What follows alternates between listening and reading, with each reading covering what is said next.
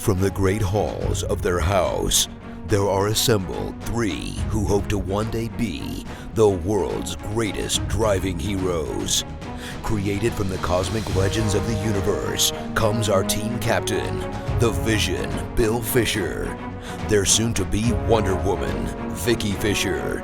Our Captain Marvel and head flight trainee, Jennifer Skripchuk. And our Batman, the master of tools, gadgets, and all things mechanical, our mild-mannered soon-to-be billionaire, Alan Danvers. Their mission, to fight injustice, share what is right and wrong, to get you out of your house and come out racing with them, and serve all mankind. They are the Garage Heroes in Training Team. Welcome to the Garage Heroes in Training Podcast. I'm going to be one of the hosts for this episode, and my name is Bill. Who else is hosting from Inside a Paper Towel Roll? It's not that bad. It's pretty bad. It's not that bad. It's pretty bad. I'm Vicky. We're still moving. Haven't found our microphones yet, but we're getting there. I had it, then I lost it, and then I had it again. I'm sure it's in a box. And then it got shuffled. Yeah. Someday we'll have the a podcast story of my life right now. Yes. Again, open offer to anybody who wants to play with boxes. We've got plenty. Come on over. We're fine. That's right. But I'll take help. Anyway, Miss Vicky, we have a guest. We do. We have a gentleman. He's a relatively new driver. He's very timid and doesn't ever take his car out and use it to its fullest. But we'll get into that story shortly. We were reading an article, and Ben Dawson wrote into me and said, "I need to know more about this." So guess what? We have Tom Thalmann on the podcast. Thank you. Welcome. Thank you much. It's good to be here. Well, we'll see if you say that at the end. In the beginning, we've got good ideas, but we'll see. Sir, you're relatively new to this driving thing. Your car right now, it's only a 2003, but it's have you broken it in yet? Has it have any good stories yet? Let's see, broken in or broken out? It's broken out in the garage a few times, and it's broken back into the garage equally as many times. Yeah.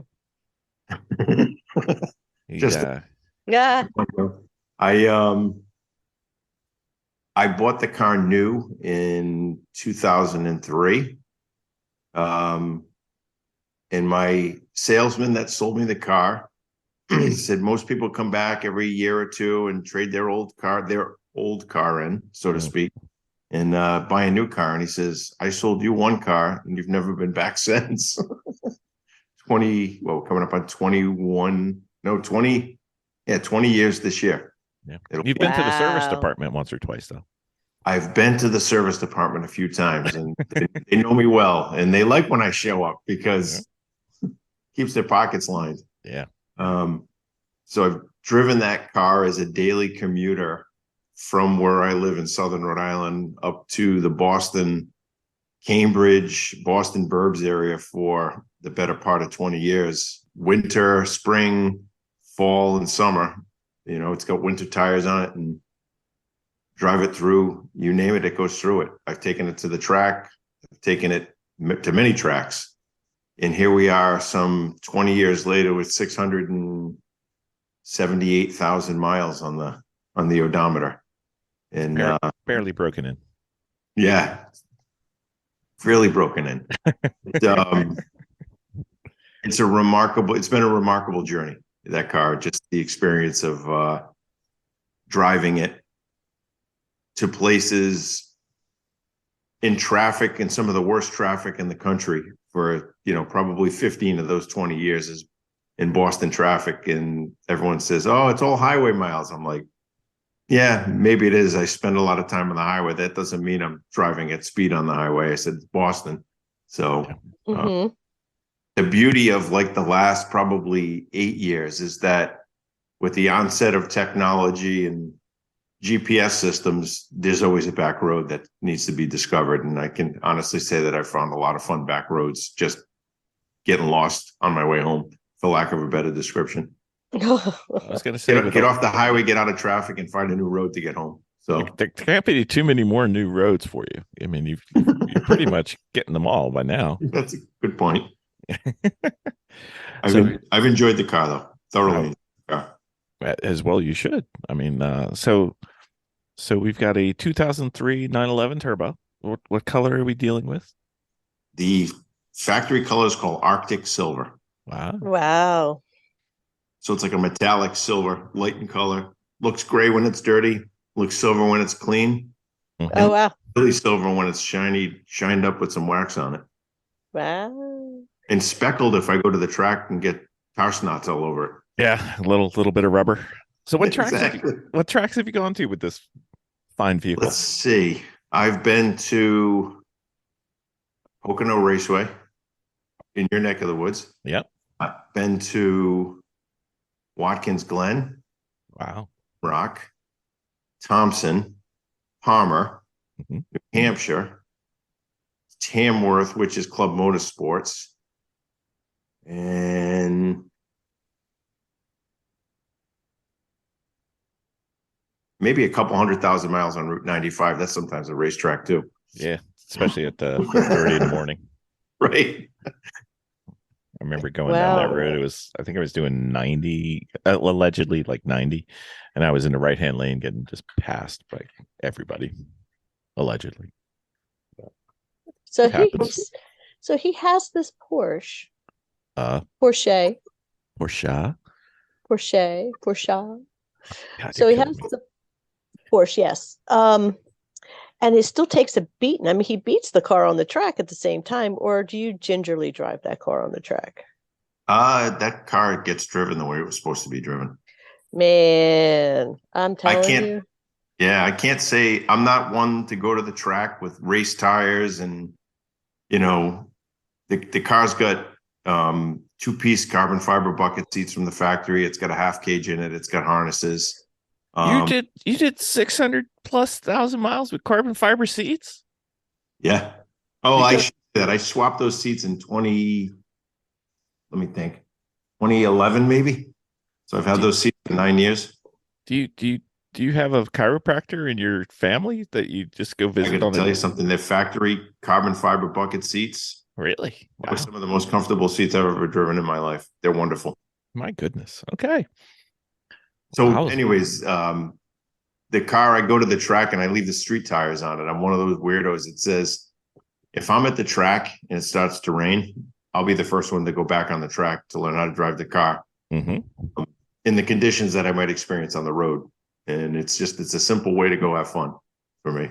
So The track in the rain is the best time. it is. Find the marbles. They're your friends. Yeah. Find the Oh, I never heard that term. Yeah. But where it's not shiny.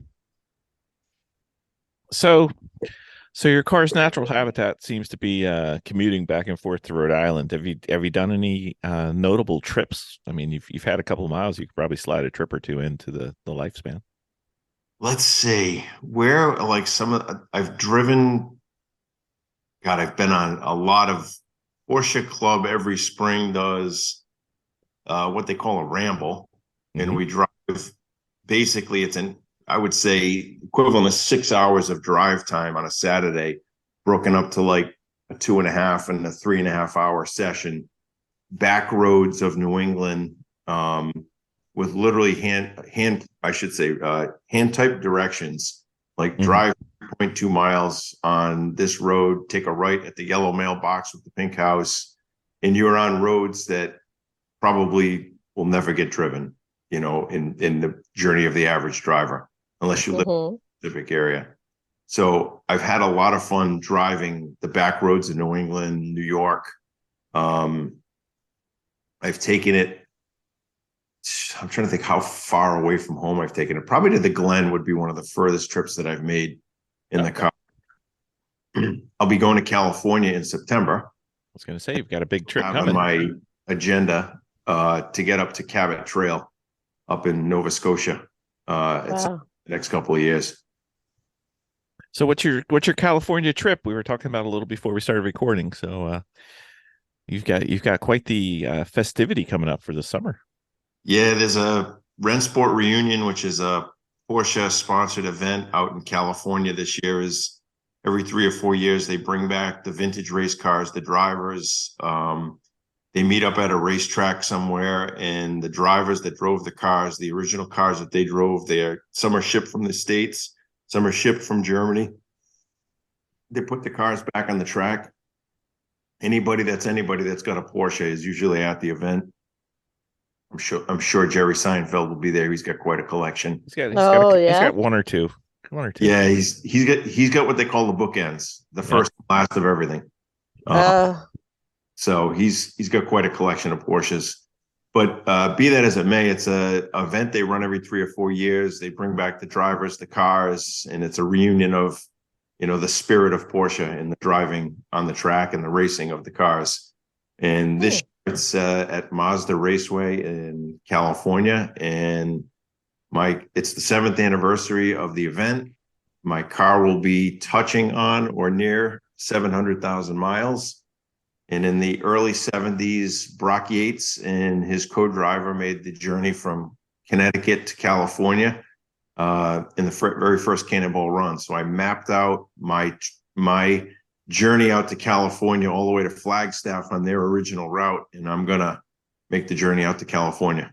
Oh, wow. That'll be the longest single trip, maybe continuous trip that I've made in the car.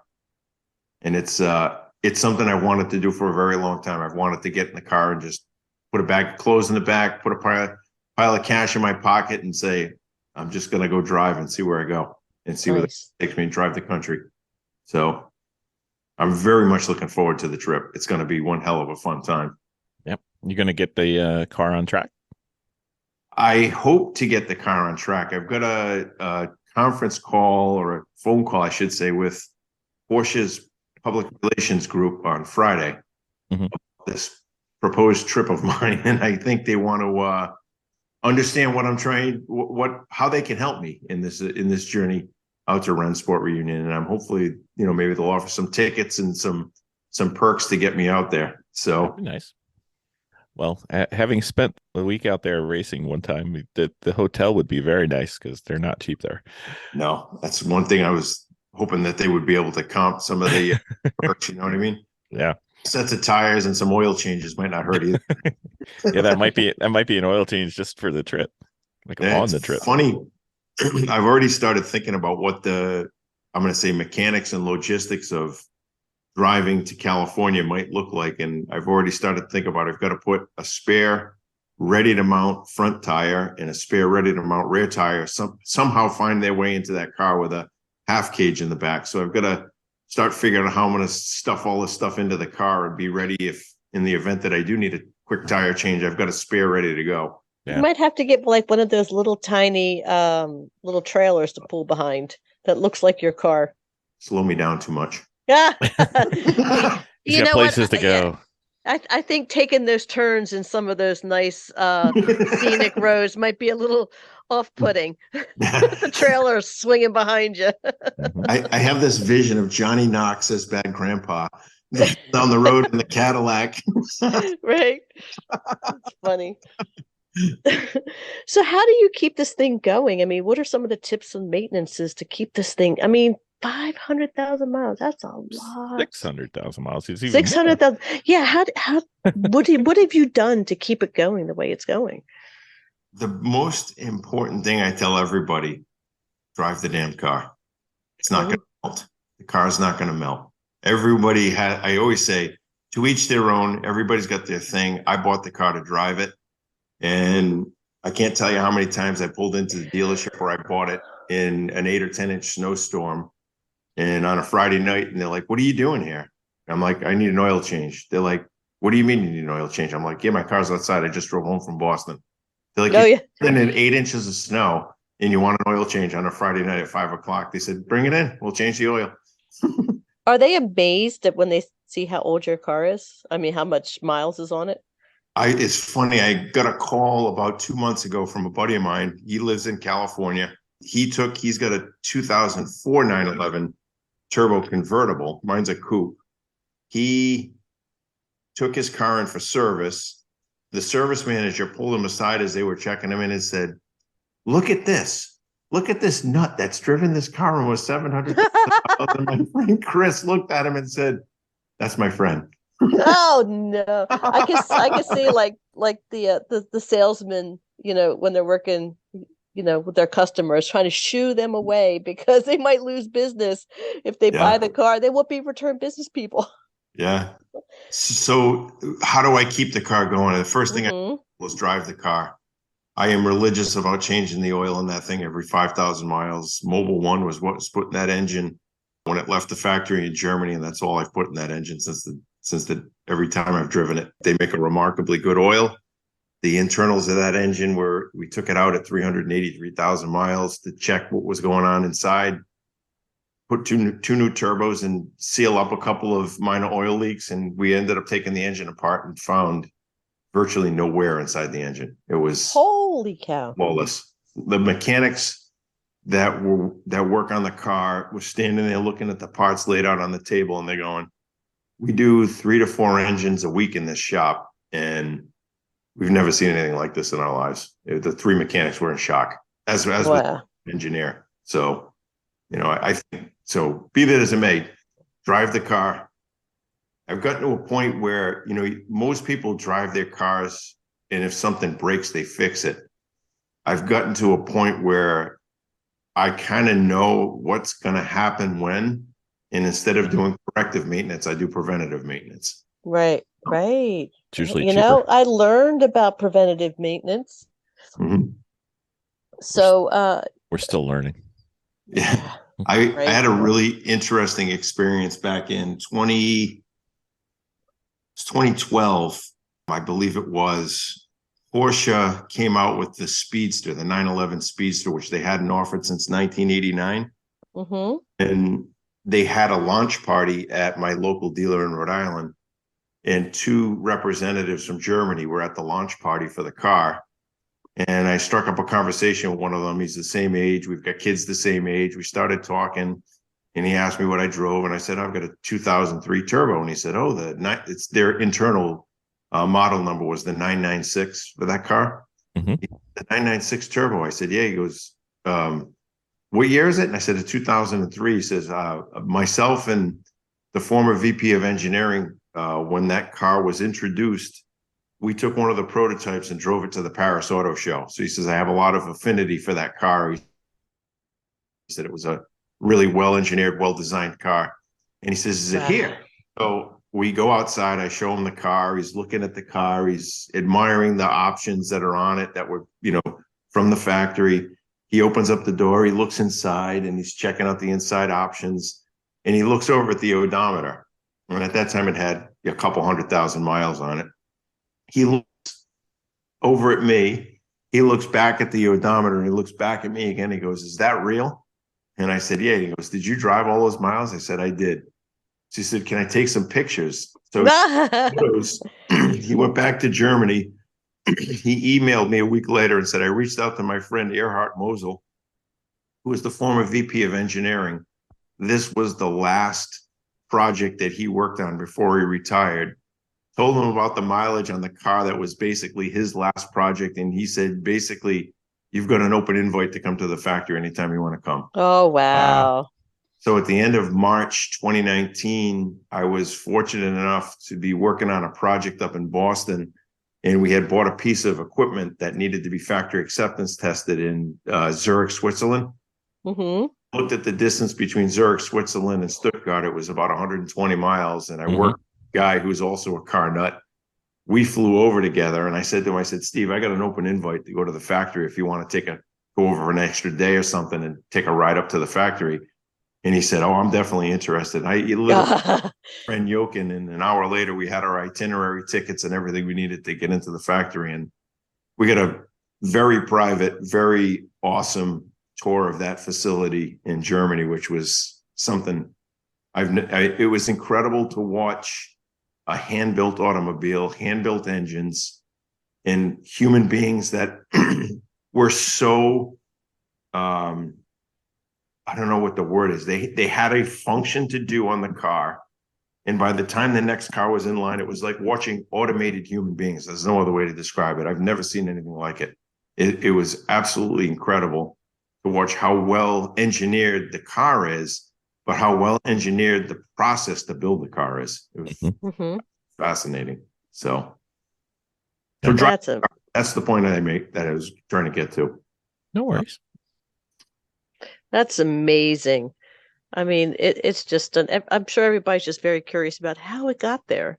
So how many tires so far have you gone through? Oh my God. more than 4. More. That's a lot. I don't remember how many tires I've been through, but I would say on average, maybe 12 to 15,000 miles per set of tires. Okay. And do the math. That's ugly. That's a lot of tires. That's a lot of tires. Well, you get the snow tires too, so they're not quite so bad. Right. So you're basically saying that you pretty much changed just consumables then. Preventative maintenance consumables, much like a race car. Exactly. Because I mean, when you were mentioning before, it's like people, you know, I think you were saying that they fix the car, when problems happen, right? But when they break, right? And that's true. That's how we kind of addressed everything too when we were learning how to race. But I think in your instance too, instead of taking it to the shop, they just traded in to go get another car. Because they haven't done the preventative maintenance, so everything starts to hit you at one time. Right. And all of a sudden your car is just breaking down. They're like, oh, the car is just broken. Well, you're probably right. They haven't done the preventative maintenances that needed to be taken care of. It's funny when you spend as much time that I've spent in the seat of that car, you kind of know the way things are supposed to sound and supposed to feel. And when it doesn't, you know, it's time to bring it in and have something looked at. It's just, it's almost like another sensory that you have of the car's performance and what it's supposed to feel and how it's supposed to act.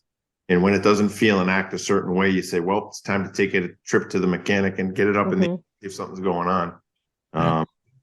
I think at one point I figured out at an average of, I'm going to say, I think it was 60 miles an hour, 24 hours a day, 7 days a week, 365 days a year. And this was, God, it was over probably more than 2 years ago when I calculated this. I think I spent 1.1 continuous year, nonstop, at that point, 18 years of ownership in the seat of that car. So 1 year out of 18 continuous, nonstop in the seat of that car at an average of 60 miles an hour. There's a statistic. That'd be a very big gas tank. Now, is that specific to that particular year, or do you think that was that car exceptional? It's a Porsche. Yeah, I know, but I mean, there's lots of Porsches, but I mean, I think it's exceptional because I'm one of the rare individuals that actually drives it.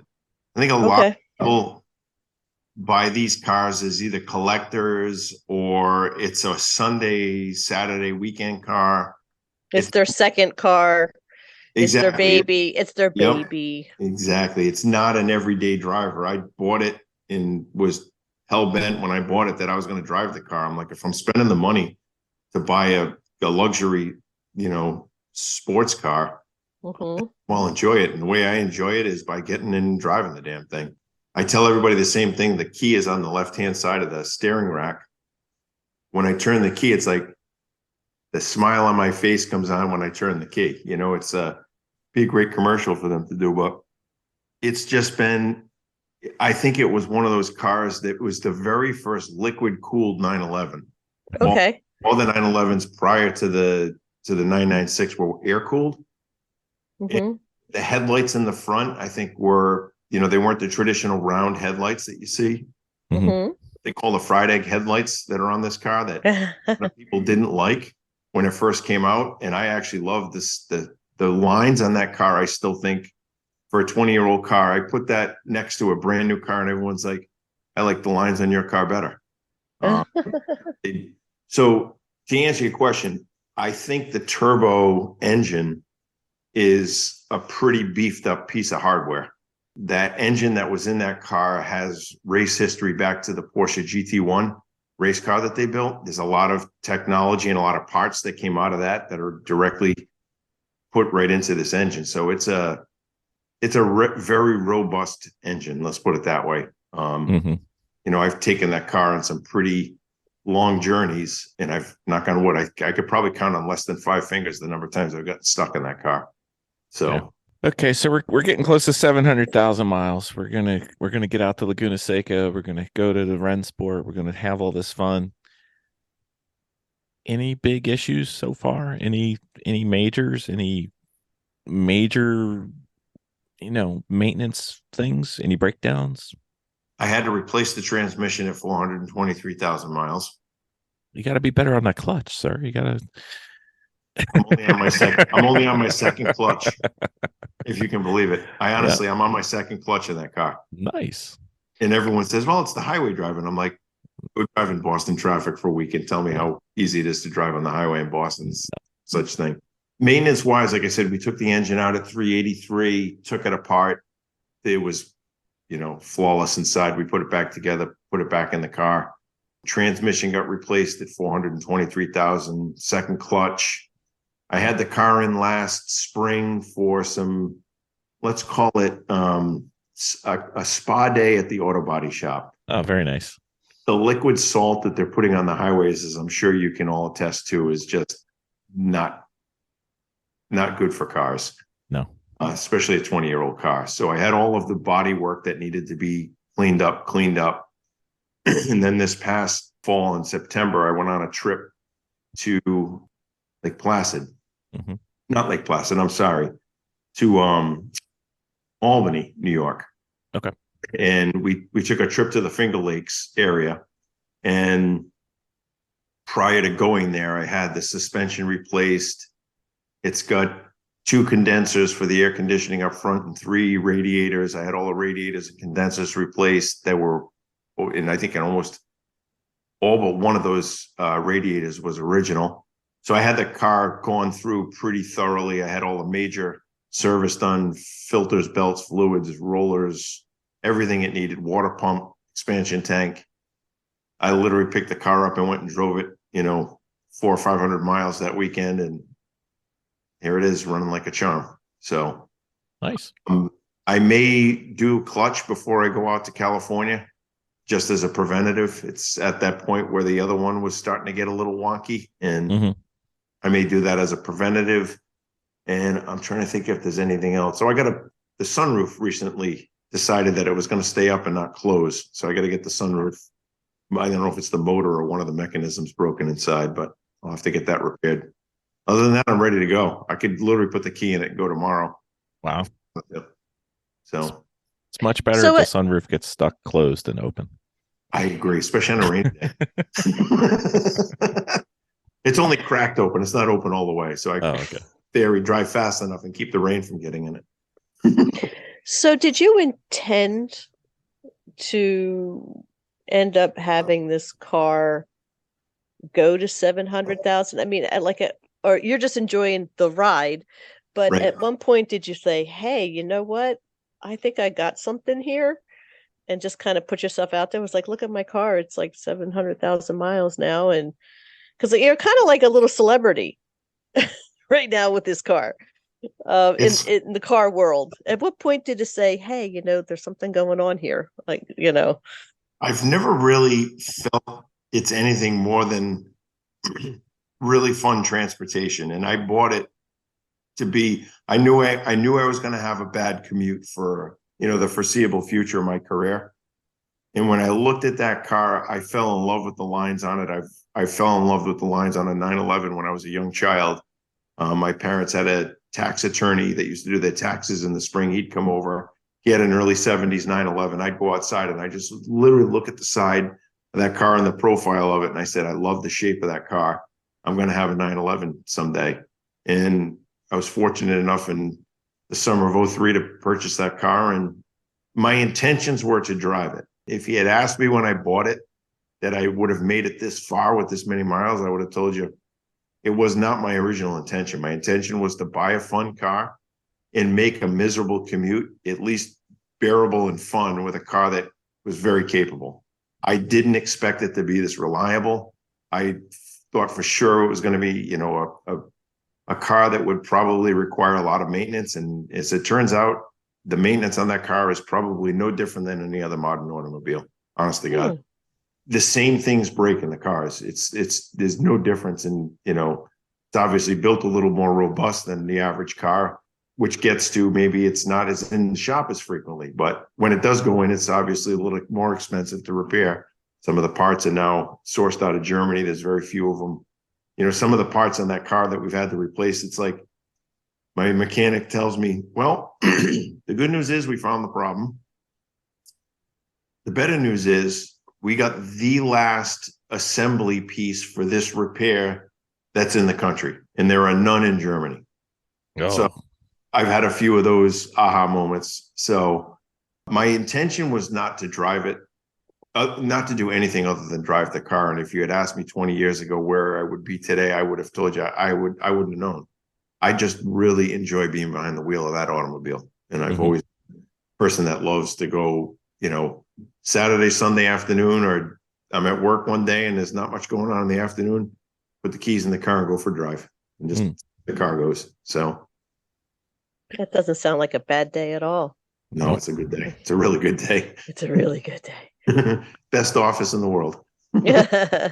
So you've driven it for, you know, we're getting close to 700,000. Hopefully we get there very soon. You have any kind of goals, or are you just going to keep driving it till it ends? Or so now that I got a chance, so when I was in Germany, I got a chance to meet this guy, Erhard Mosel, and I got to hear his story of how difficult it was to develop, get parts, get concepts made, and sell this automobile to the board of directors at Porsche at the time. They were in dire financial straits back in the you know, early 2000s. They were not the company they are today financially.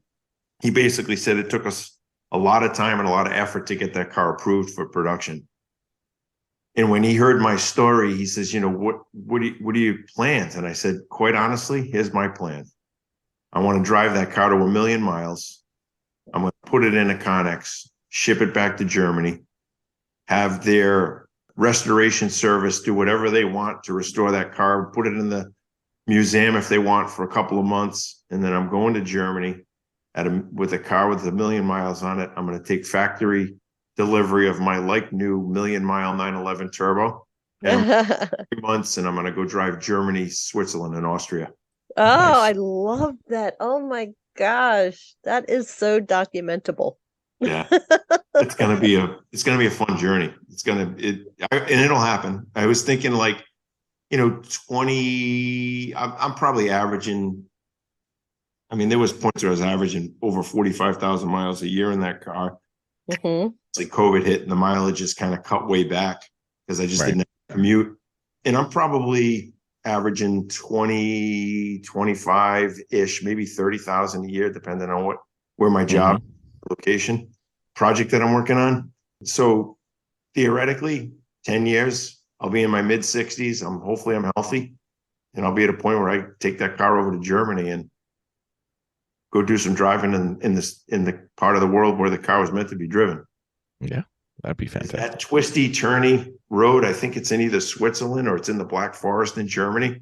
I don't know exactly. I think it's in the Black Forest of Germany that traverses. Yeah, there's a few. Yeah, that I want to be on that road with the car. Just be careful in Switzerland if you're in the areas with the speed cameras. They're very nasty. Yes, they are. Yes. So, assuming you're shopping today, assuming your car is, you know, you still have your car, but you're getting one for your twin friend. What are you thinking you would do? It's funny. I've got 3 cars. I'd say 3 cars on my list of money, no object. I hit the ball for $500,000. What would I buy? I've had the wonderful benefit of a mechanic in Massachusetts who has serviced probably 12 or more Porsche 959s, which are very rare, very expensive car that was built. And if you looked at the 959 technology and you looked at the technology that's in my car, they're almost identical. It's an all-wheel drive 911, liquid-cooled heads. Mine's got a liquid-cooled engine and heads. Right. A lot of what went into that 959 ended up making it into my car.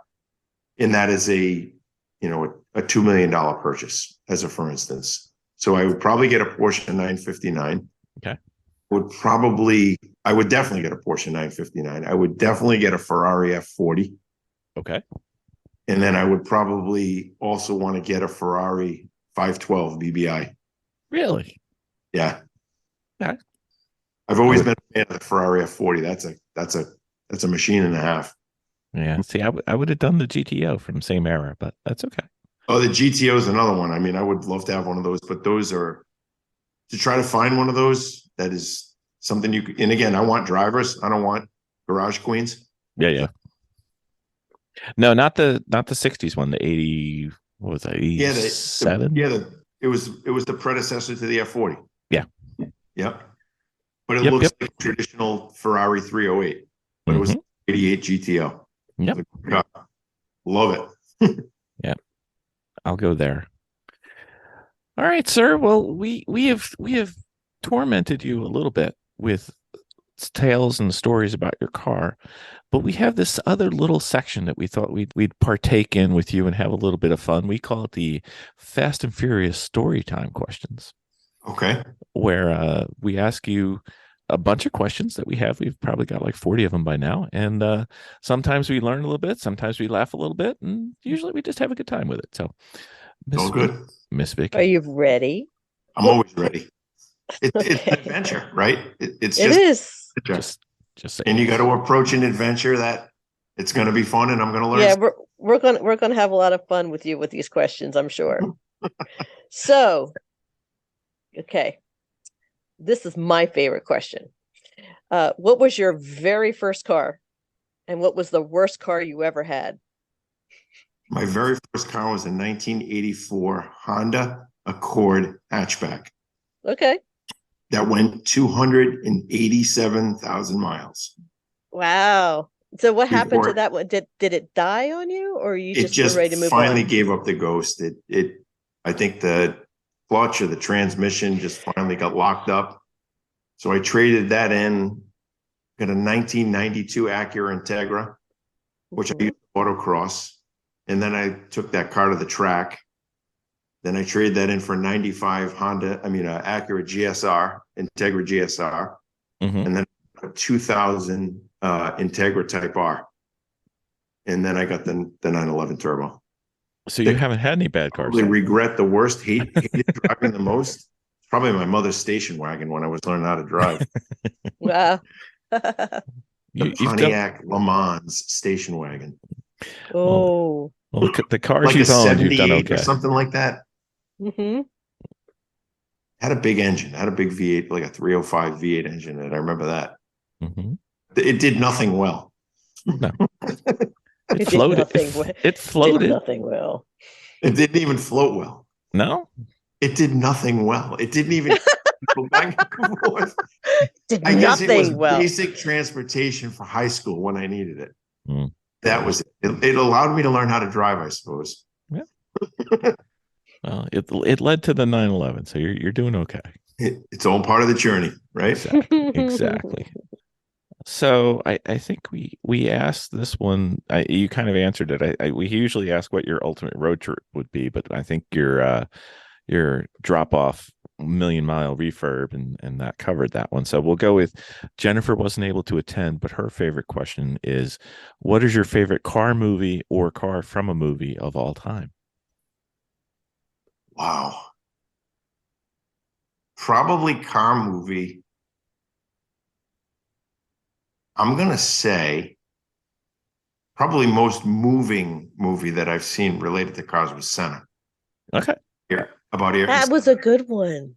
That was an incredible journey of an individual who became passionate about driving at a very young age in go-karts and probably became one of the greatest Formula One drivers of all time. And unfortunately lost his life in Imola, Italy in 95, maybe 94. Mm.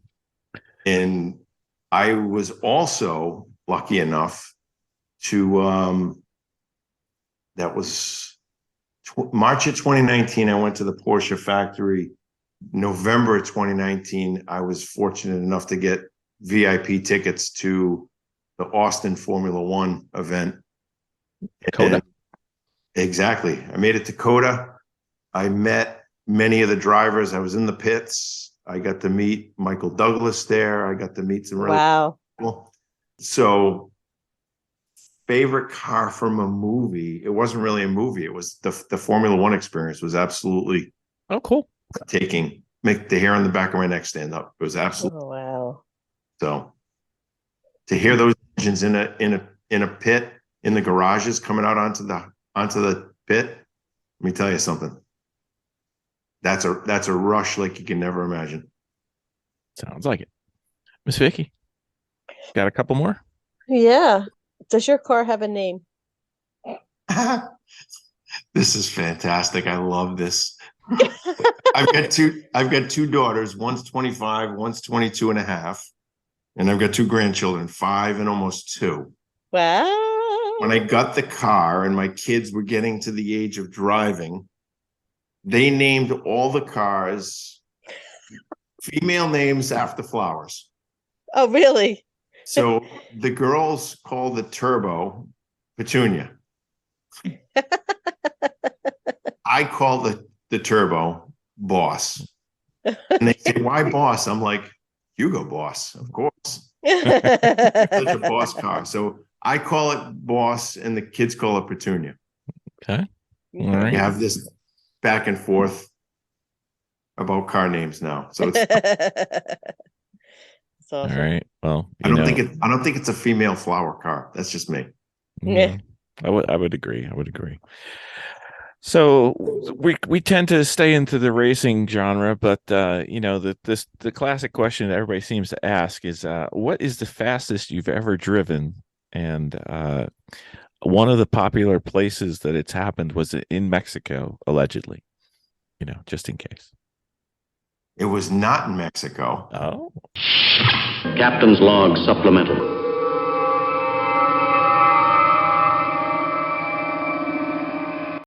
Miss Vicky. Yes, sir. You know what? What? I've been thinking about the Sentinel system. Yeah. Tell me about the Sentinel system. So what I was thinking was, we have the one car that's got the aim dash that's slowing us down. Because installing the aim dash is actually, it probably is easy, but it's quite hard the first time. And we haven't figured that out yet. The Sentinel system is really easy to set up. So what I was thinking was, why don't we put it in the Lemons car? And we'll worry about the aim data information separately. And we'll kind of break it down into a project. Because then we'd have the motorsports video system that we really, really want, and we'd be able to stream it. We just won't have all the data inside, but we have the data outside, so we can combine them later. But I think that's a really good solution. So what does this Sentinel system do? Well, if it had the aim data, it would have all the data on the screen, and you could see all their telemetry and everything live. But we'd be able to not only record it for viewing after the race, but we could actually watch our car during the race. Ooh, like on the monitor and everything? On a monitor, if you were at home and I was at a track, or if you were at the track and I was at home, depends on who gets the short straw, but we'd be able to watch each other. It's something I've always wanted to do. And you know what? If you're driving, you know what you can do on the Sentinel system? What's that? You can communicate to me with your hands, and I can't do a thing about it. Even better.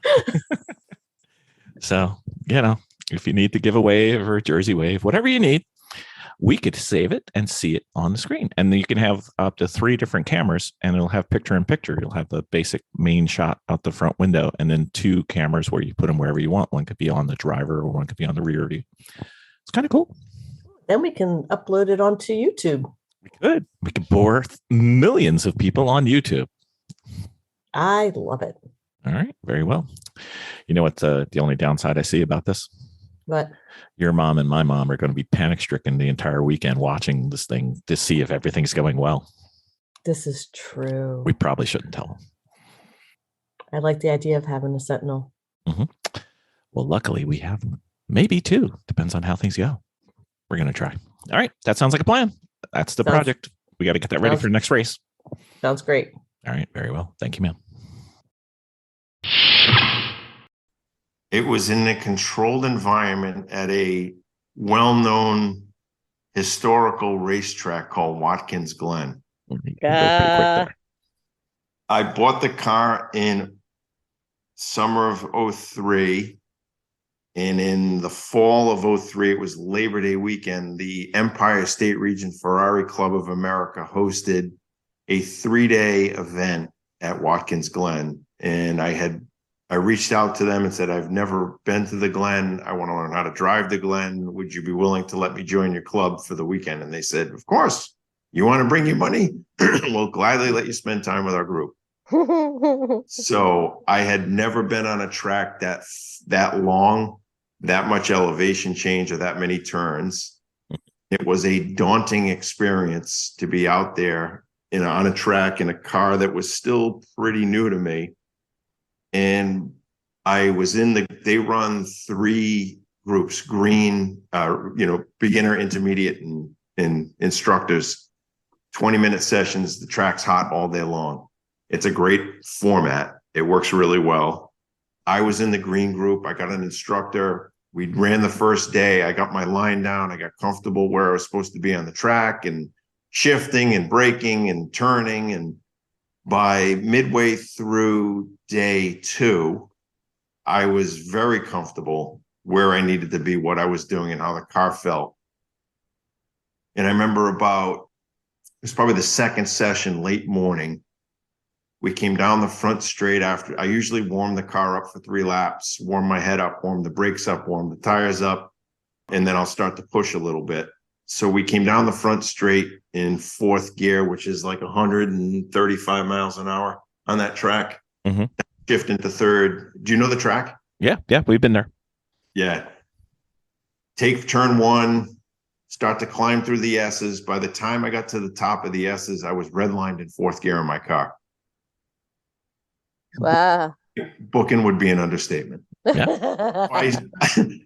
I said to the instructor, what do I do? And he said, what do you mean? I'm like, I'm out of gear. He goes, go to 5th. It's I've there never too. been in 5th gear in a car on a track ever in my life. Mm-hmm. Wow. Back straight at the Glen. I got a couple more laps in. I started to get that next rhythm of that new gear. And I went down the back straight, probably like the 3rd or 4th lap after I got comfortable in 5th gear. And I told him, I said, we're going to go down the back straight as fast as I can go, as fast as I'm comfortable going. And I'm going to try to threshold brake the car and hit the bus stop. And if I don't make the bus stop, I said, I'll blow through the cones and we'll keep going straight and then hit the corner at the end of the straight. Mm-hmm. He said, for it. We got to the 600-foot mark on the back straight at the Glen. And when I looked down, I was probably 165, 170 miles an hour in the car. Everyone says it's theoretically not possible. And I said, well, I had my eyes on it. I saw it myself. Downshifted to 4th at 600, downshifted to 3rd at 200 and threshold broke the car. Threshold broke the car and started turning on the brakes into the bus stop. We came into that first corner. It's a little right, and then it's a quick adjustment to the left. Mm-hmm. The instructor in the car was giddy laughing. And he said, I've been doing this for a very, very, very long time. I've been in this seat as an instructor a lot. First off, perfectly executed. Couldn't have done it any better myself if I had tried. And number 2, the brakes in this car are probably the best brakes I've ever felt in a car in my entire life. Wow. So that's probably theoretically how fast I've ever been in that car. I don't feel comfortable doing those kinds of speeds on the highways just because there's just too much distracted driving and too many unknowns with the infrastructure in this country that you're asking for trouble. Sure. So well, that's a lot of miles per hour. Not that I haven't come close. Rumors. Miss Vicky, you got one to end it with? I do. What is the one thing that no one knows about you that would surprise them? How did I know that was the one? I love this One one. thing they don't know about me that would surprise them. And I don't mean like your close family or close friends. I'm just talking No, about something about people that are out me. there. Yeah, Yeah. something about me. Any hidden talents? Are you part penguin? I'm not a penguin. Okay. All right. Let me think about that. He's an open book. Everybody I thinks am they're an open open book. I book. told you guys that. Everybody thinks they're an open book, but then you talk to their partner and they're like, "Oh, blah blah blah blah blah," and blah blah blah blah blah blah blah. So I've never been scared of going to a track for the first time, and I have a very innate ability when I'm behind the wheel of my car on a track to find the line very effectively and very efficiently. And it's not something that everybody can do. And I think it has to do with the seat time that I've had in that car. I just have, I get behind the wheel of that car, I fall into a zone and I see where I need to be before I even get to the turn. And I've been, knock on wood, very fortunate to never come so close to the edge that I would put myself or somebody else at harm. So the ability would be, I can read things that maybe take many people a lot longer to read. I can read them very fast and very efficiently. And that includes people, situations, and not only on the track, but also in the world. I just have a very sick sense of when I walk into a situation or get myself presented with a situation, what the right thing to do is. So like people probably don't know that about me. Except for the people part, I was going to say it's from your many hours of experience of dodging potholes in Boston. Exactly right. Right. That's good. That's good. Yeah, I can't. So any Boston? I got one more car question, and then Yeah. So have any of your travels led to broken rims? Because I've done my share in Boston, and I try not to drive there. I can say that I've hit my share of potholes. I've been fortunate that I can probably count on less than two fingers the number of times that I've bent a rim. Well, that's good. Or actually, I don't think I've ever actually, knock on wood, I don't think I've ever actually broken a rim. I've only hit them bad enough where it'll just put enough of a offset in the rim where it has to be either repaired or and off to have it made true again. So, but maybe one time I hit a pothole. I think I bubbled, the side wall of tires. Yeah, that I had to replace. So that's just once. I don't know what Vicky had a Mark 7 GTI, and in less than 2 years, we went through 7 rims. What size tires were on it? 16s? 17. There you go. Run flats. I'm telling you. And the potholes up in our area are profound. Route 80 is terrible. I remember there in 2009, 010, and I remember Route 80 driving home, I was really close to the Delaware Water Gap, so I got through that like little mountainous area. You're in New Jersey, things would temper a little bit, but as soon as you got to that toll booth at the bridge in the river there, Route 80 was it was a travesty that they called it a highway because it was really a bunch of liquid asphalt holding sections of tar together. It was crazy. Well, the good thing about Pennsylvania is they have the highest highway tax in the nation. They just don't spend it on the highways, but whatever. Thanks, guys. I don't think you're alone in that battle in the country. Rhode Island might be the worst. No.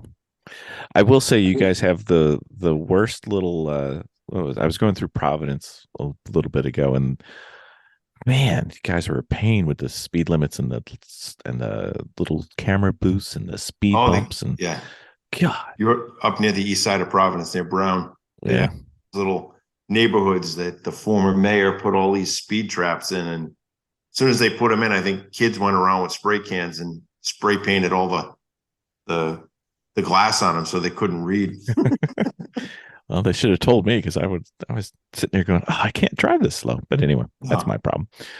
Tom, we love talking with you. We can't wait to see your car, and we are rooting very hard for you to have your million-mile refurb. That would be fantastic. I think my journey takes me through your neck of the woods. So I will be hopefully talking to you before then, but if not, Yep. I'll look you up on my on my journey to California for sure. Absolutely. We are At least get a high five on the way, right? for sure. We are 5 miles out of the way, or we can come meet you. That's not a problem. We'll stand by the side of the road and cheer. Are you guys in actual Scranton? Like we're like one town Just north off of of it. Scranton. One town north. There's an Italian deli called Sabatelli's, I think it is. Yep. Oh, go get the Lanza. Do you know what Lanza is? I do not. It's like a sopressat, like a soupy. Okay. Oh, I'm going to tell you something right now. Go to Sabatelli's, go to the back deli counter, and tell them you want the Lanza. Okay. oh wow. It's really thin. Okay. Miss Vicky's the sandwich girl. We will be making a trip this weekend. I have a feeling. Very nice. Well, thank you, sir, and good luck with the car. And enjoy. Great and stop catching by up. if you're in the way. Thanks for your time. No, no worries. If you need anything else, just give me a shout. No No worries. problem. Have a good night. Have a great night, Thank sir. you.